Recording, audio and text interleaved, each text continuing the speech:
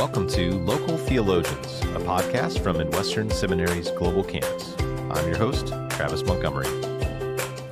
Friends, I'm glad to have today Dr. Thomas Kidd, research professor of church history here at Midwestern Seminary, author of several books on the history of the church and especially America's founders, and that's a topic we'll be discussing today. I'm really excited about, as well as other pertinent issues, notably recently Thomas Jefferson, a biography of spirit and flesh.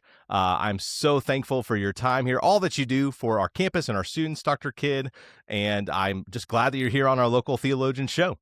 Thanks for having me.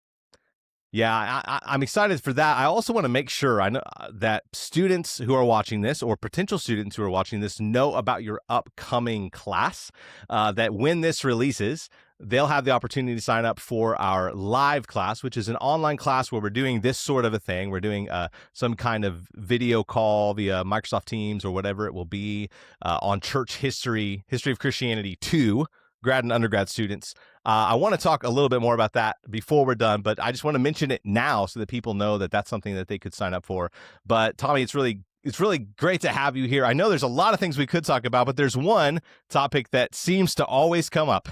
It always comes up in your work because there's so much good work to do, but it always comes up because it seems like it's a perennial question for Christians in the United States, Christians in the West more broadly, or just those interested in church history. And so I'll start with the big version of the question.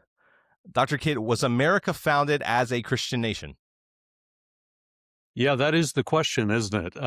There's a couple main ways to look at this question. One would be whether Christianity makes a difference in the ideas of the founding, and it definitely does. Mm-hmm. You see it all over the place in terms of there's a view that people are not naturally good, and therefore you have to separate the powers of government, and you don't want to entrust one person, including a king, with too much power because people naturally abuse power and so forth. I could go on and on, but we celebrate the Declaration this year, and it is firmly based on the idea of equality by God's common creation of humanity. All men are created equal and are endowed by their Creator with certain unalienable rights. Judeo-Christian theological ideas are just everywhere in the American founding. But I think sometimes some Christians go too far with the idea of us being founded as a Christian nation. The most obvious problem being that when the Constitution was framed, the framers had a choice about whether to have an official national denomination or not, and they chose not to do that.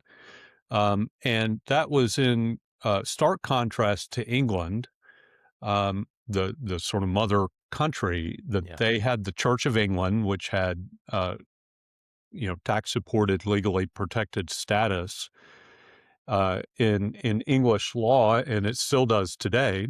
And instead, the Constitution decided not to have an establishment of religion, and instead they focused on free exercise of religion as the main priority.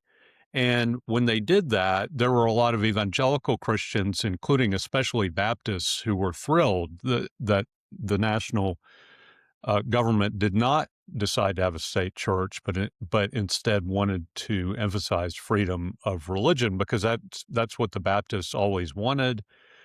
They just wanted to be left alone by the government, mostly because the colonial governments had badly persecuted Baptists. And so Baptists basically just said, let us preach the gospel in freedom, and we don't need any government support. we just want the government to leave us alone. So, I would hesitate to call that secular. Because secular today can imply anti-religious, and the national government was definitely not anti-religious. But it did honor a form of separation of church and state, so that we could maximize freedom of religion. So I would say, in a legal sense, there are important ways in which we were not founded as a Christian nation. Yeah, and I know it's one of those questions that, well, it depends. What do you mean by Christian nation? What do you mean founded as a? And so I know you've done a lot of work in trying to clarify. Hey, there's like 20 questions after that question, and we have to answer them by actually looking at these sources. And so I do appreciate your expertise as a historian in that, but of course as a believing one who has an interest and actual stake in the way this country is going. And I know that those listening are probably not merely curious from a historical perspective. And so I know we read about on one hand, the First Great Awakening, and another topic that you've written on quite a bit, just a few decades prior to the American Revolution. And I know the little I know about historiography tells me correlation and causation, we need to distinguish them very carefully. But we also read then about unorthodox or heterodox, one would even say heretical beliefs of some of the founding fathers.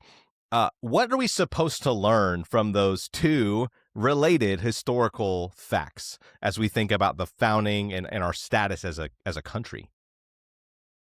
Yeah, well, the First Great Awakening, you're right. I mean, it's happening in the 1740s, and it is not just an important religious event, but it's really the greatest social and cultural upheaval in America prior to the American Revolution. So, whatever America is on the eve of the American Revolution is heavily shaped by the Great Awakening. And so, there are thousands and thousands of Americans who become Christians through the First Great Awakening, and churches are energized and see revival, and churches are planted, and all that. Um, and so, there are lots and lots of people involved with the American Revolution who became believers during the First Great Awakening, or who were heavily influenced by it. One example is Patrick Henry, who I did a biography of a while ago, and he as a boy attended revival meetings in the First Great Awakening, with his mother in Virginia, and not only did that influence his personal Christian faith, but it also gave him a model for what effective oratory was like in an American Mm. context. And so he said that the main preacher that he listened to, Samuel Davies, who later became the president at Princeton College, was the most powerful orator he ever heard speak. And when you think about Henry being, I think most people see him as the most influential speaker, speech maker in the American Revolution. I mean, that's quite a statement, and it seems like he learned a lot of his popular style of persuasion and oratory through the First Great Awakening. So it's not just the spiritual legacy, but it's also the revolutionary style comes a lot through the First Great Awakening. So you look at Henry's Liberty or Death speech, it is shot through with references to the Bible, even though he never cites chapter and verse. But if you dig through it, there's dozens and dozens and dozens of biblical references in a very short speech. And then the pamphlet Common Sense by Thomas Paine it includes a section on 1 Samuel 8. It's not very good exegesis, but it's exegesis nevertheless. And you can see that the most popular pamphlet and the most popular speech of the Revolution are both grounded in this kind of biblical analysis and rhetoric that it's easy to see is at least indirectly coming from the First Great Awakening. So a lot of influence, but as you suggested, we again don't want to go so far as to say, well, everybody in the patriot movement, including among the leading patriots, are evangelical Christians, because it's easy to see that they're not. In the top 5 or 6 of the founders that we spend so much time talking about, it's a mixed bag at best Yeah. as far as their personal faiths. Ben Franklin calls himself a deist, so that's how he's a deist. And Right. and then Jefferson, who I did this recent book on, is probably a deist for a long time. And then in the early 1800s, he decides he's a Unitarian, meaning that he believes in Jesus's ethics, but he doesn't believe in the Trinity. He doesn't believe in the resurrection. He doesn't believe in the authority of Scripture. So, from the perspective of Orthodox Christianity, he's not a Christian. Hmm. And so, I mean, we could go on down the list of the other major founders, Yeah. but it you know, part of the problem with some of the Christian popular writing about the founding is that you get so locked into the idea that America is a Christian nation, and then that requires you then to say, well, the founders were all Christians, and that kind of backs you into a corner that I think, from a Christian perspective, is an unfortunate situation, because if you try to say that Jefferson and Franklin are Christians, then you're saying that people who deny the divinity of Christ are Christians, and Right. that's a price that we should not be willing to pay Yeah. in the name of American Christian, national identity. Right. Yeah, and it's it again, it just strikes me that uh, any broad brush is going to paint poorly when we're talking about this issue, Yeah. and it probably most historical issues, right?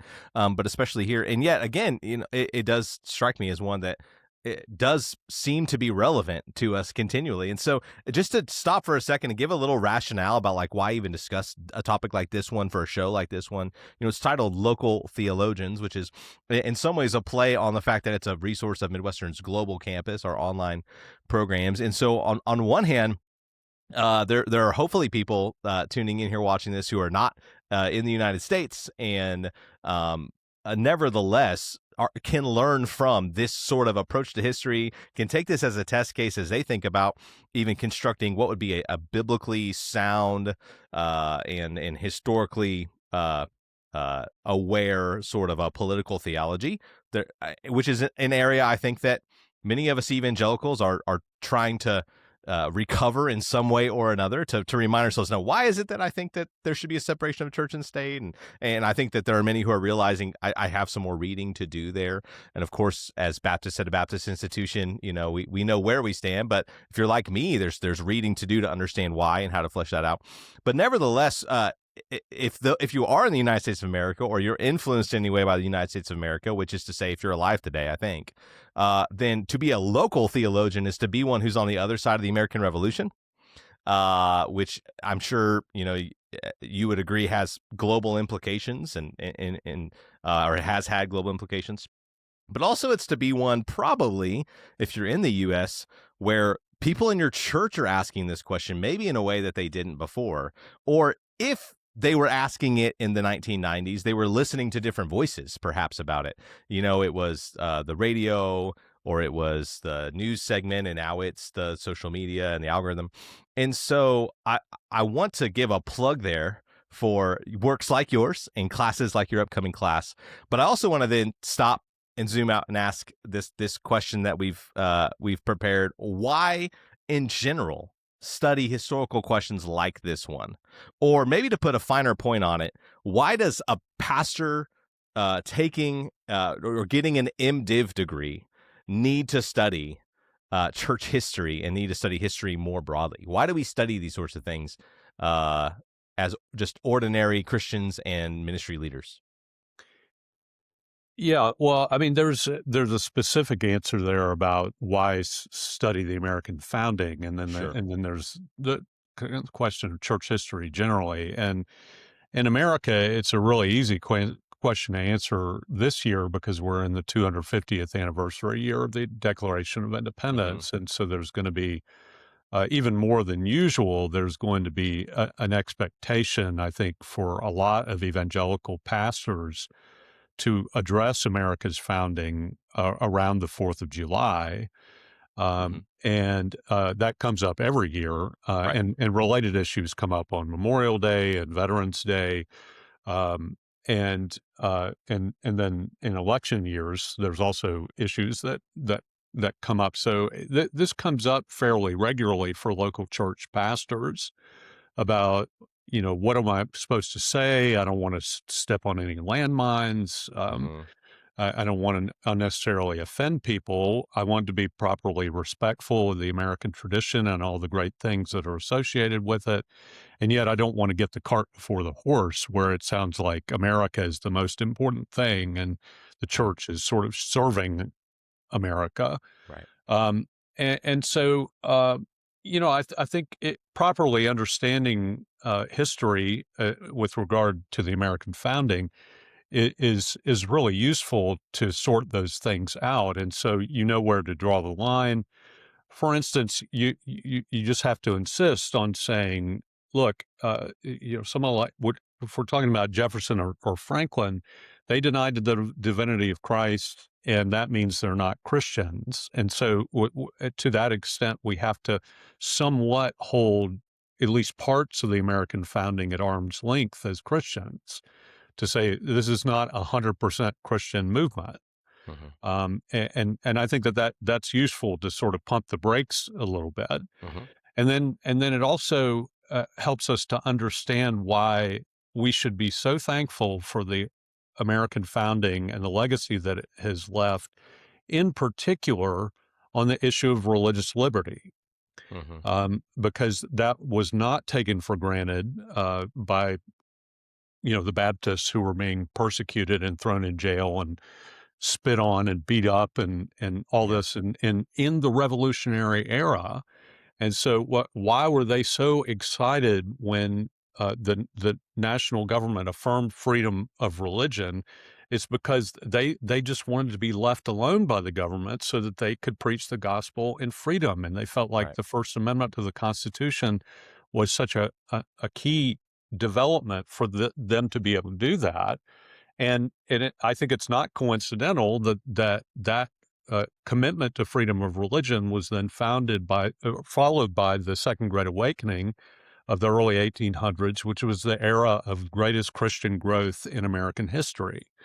So, religious freedom works, in other words. Yeah. And so if we have hankering for some sort of state church, situation, as kind of a reaction to the undeniable excesses of the secular left in modern day American politics, I think that understanding the founding can help us to see, ideally, we do not want a state church. Instead, ideally, we want, as Baptists have often said, a free church in a free state. Mhm. That for Baptists, that's the preferred situation. Right. And so that knowing about that and what the founding tradition was on those issues can help you speak more authoritatively and pastorally to your church when someone, says, well, weren't all the founding fathers Christians and didn't they mean to found a Christian nation? And you say, well, yeah, I mean, Christianity is extremely important in the founding. Yes. Mhm. However, dot, dot, dot. Yeah. And I mean, even in other countries, I mean, this is a perennial issue, and it comes up especially in countries with a Christian background about, do we want to have sort of an official relationship to the state, or how should Christians relate to the state? And in general, my basic answer to that is we should advocate for Christian morality and law and participate in politics to whatever extent that the law allows to advocate for Christian and biblical morality. Well, we should not go so far as to hanker for an established state church that will sort of, do the work of the church for us. And so that's the balance, is advocate for Christian morality as much as we can and pursue it in law and politics, but we do not want a state church. And that's a model that would apply, I think, wherever you are in the world. Yeah, I think that's a remarkable point, and even to hear you say, just frankly, pastors will be asked this question, and so that's part of why they should study the answers.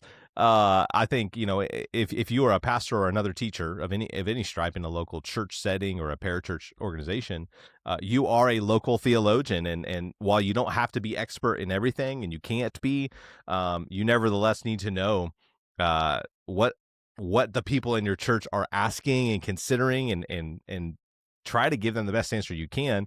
And this is one of those areas where it's not just rife with mystery. We're not talking about Aristotelian metaphysics and Aquinas's hylomorphism. I know some people it just broke their hearts me saying that.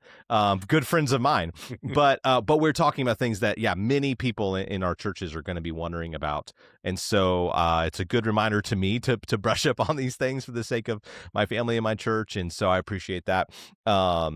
Greatly. And yes, of course, we both subscribe to one particular Baptist statement of faith that uses that language, of course, free church in a free state.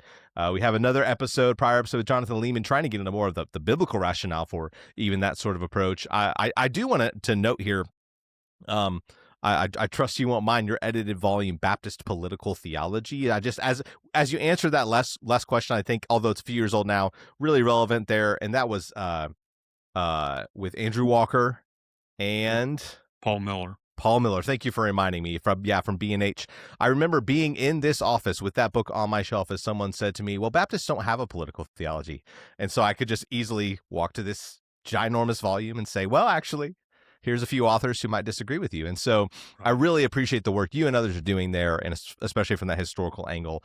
Toward that end, just the need to not be historically ignorant, to know, especially the broad contours and the most pressing questions.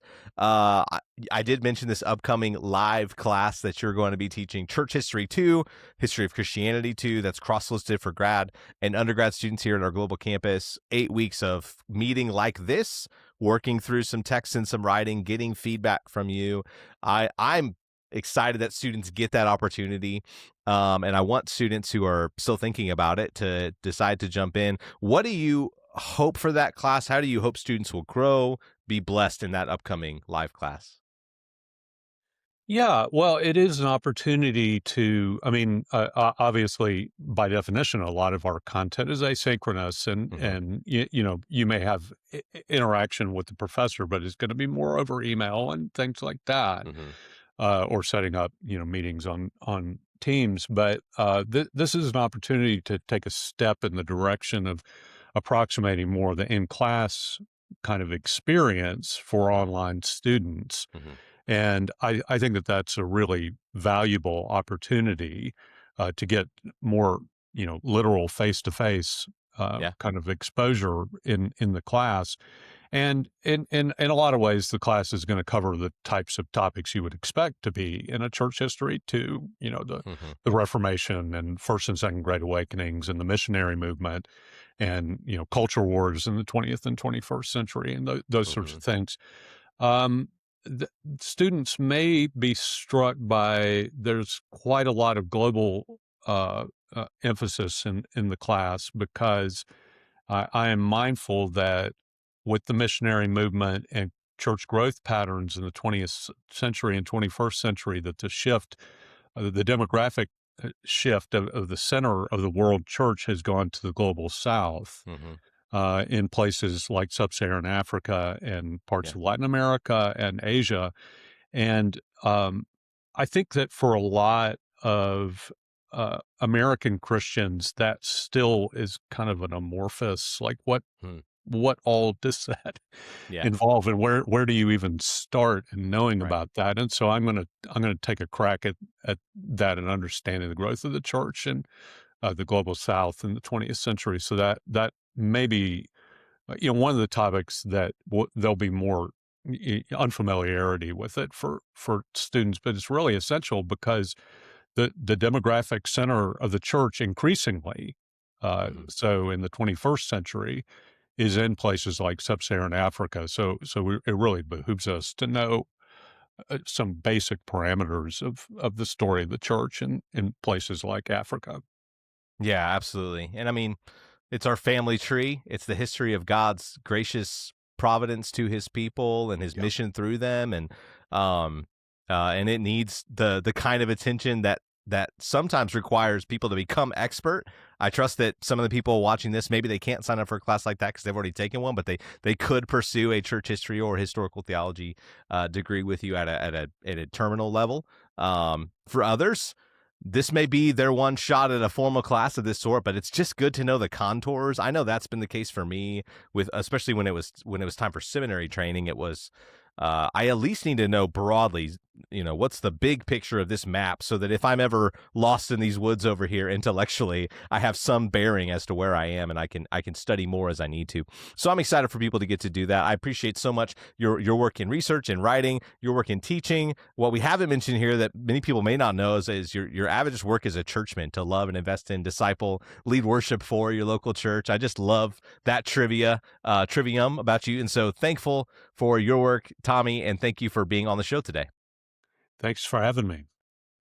Thanks for joining Local Theologians, a podcast from Midwestern Seminary's global campus. Learn more about online theological education at mbts.edu/global.